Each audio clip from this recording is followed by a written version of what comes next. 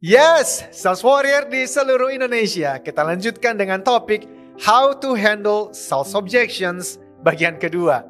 Cara tepat untuk mengelola keberatan dalam penjualan untuk membuka pintu menuju sales closing. Kita akan mulai dengan mengulang kutipan bijak dari podcast sebelumnya. Ayo konsentrasi, dengarkan ya. Ini dia. Jika Anda ingin mendapatkan sesuatu, ask for it. Mintalah.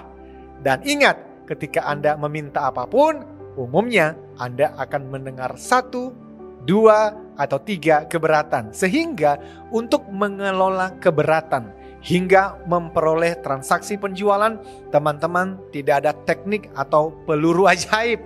Kesuksesan instan menjadi jutawan dalam semalam adalah sebuah mitos.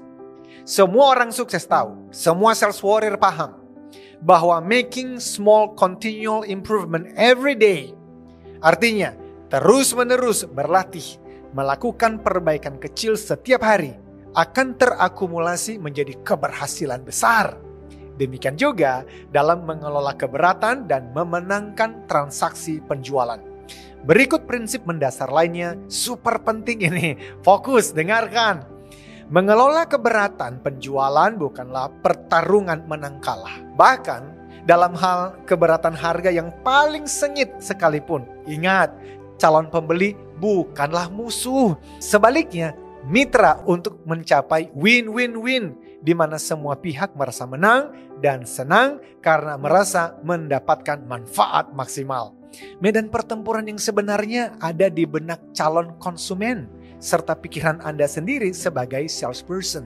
Oleh karena itu, hindari untuk berargumentasi dengan calon pembeli.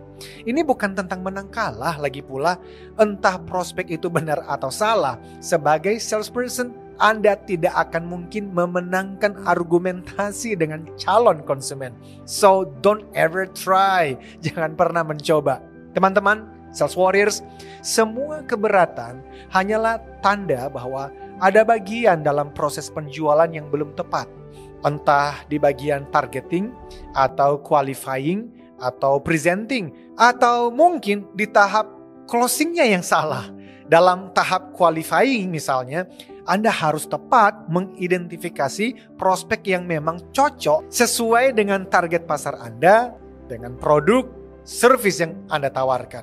Anda harus betul-betul mengerti needs atau kebutuhannya apa, wants, keinginannya apa, hopes, harapannya apa, dan fears, ketakutan calon pembelinya apa.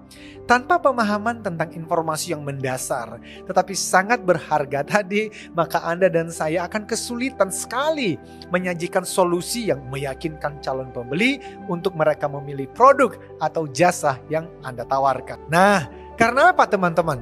Well, karena dari berbagai tips mengelola keberatan penjualan yang saya pelajarin sejak tahun 2000, saya paling setuju dengan 5 tahap langkah jitu yang disarankan oleh Mike Schultz dan John E. Doerr, yaitu LURCC, Lurch, Listen, Understand, Respond, Confirm, Continue. Mari kita bahas secara singkat. Ayo, ini bagian penutup, please semua full konsentrasi. Pertama, listen atau dengarkan.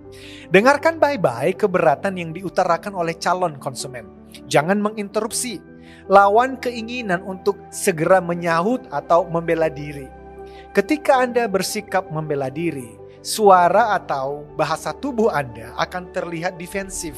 Serta Anda terkesan seperti mau bertempur, bukan mau bekerja sama dengan calon konsumen. Sebaliknya, beri diri Anda kesempatan untuk betul-betul menyimak dan mendengarkan apa yang ada di pikiran calon nasabah atau calon konsumen. Ingat, prospek bukan musuh. Anda hanya perlu berjuang untuk memenangkan hati dan pikirannya. Jadi ketika prospek berkata, saya keberatan ini dan itu, tenangkan diri Anda. Perlihatkan mimik wajah yang tetap bersahabat. Atur posisi duduk supaya terlihat positif dan percaya diri. Kemudian paksa diri Anda untuk berfokus dan menyimak.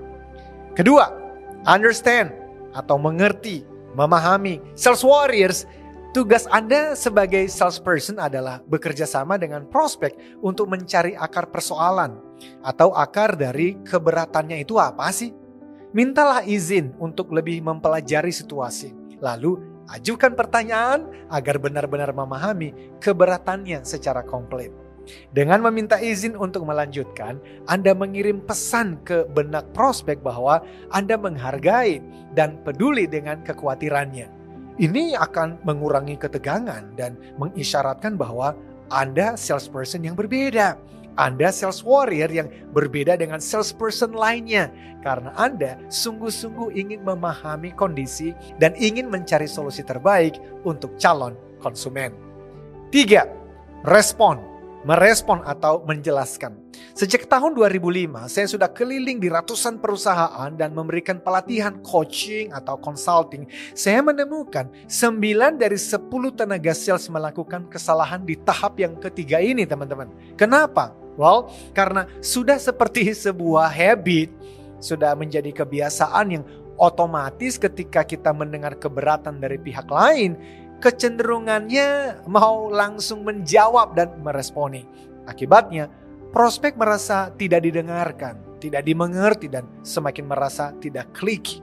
Karena itu, tahap ini harus betul-betul dilatih. Setelah Anda mendengar dan betul-betul memahami keberatan calon pembeli, barulah saatnya merespons. Jawablah dengan jujur dan langsung ke intinya. Penjelasan yang panjang lebar dan bertele-tele malah akan membuat Anda terdengar tidak jujur. Pastikan juga, sertakan dalam respon penjelasan Anda solusi untuk mengatasi keberatan itu. Jelaskan dengan tepat bagaimana Anda akan menyelesaikan keberatan atau ganjalan yang disampaikan oleh calon konsumen. 4. Confirm atau mengonfirmasi. Teman-teman, pastikan kepada prospek bahwa penjelasan Anda sudah menjadi solusi untuk kekhawatiran atau keberatan yang disampaikannya. Jika prospek masih ragu-ragu, teman-teman jangan menyerah. Kemungkinan besar Anda belum menemukan akar keraguannya itu apa sih? Karena memang kadang prospek berkata, ya cukup jelas, namun Anda perlu melihat bahasa tubuhnya loh, dan mencermati nada suaranya untuk memastikan memang sudah demikian adanya.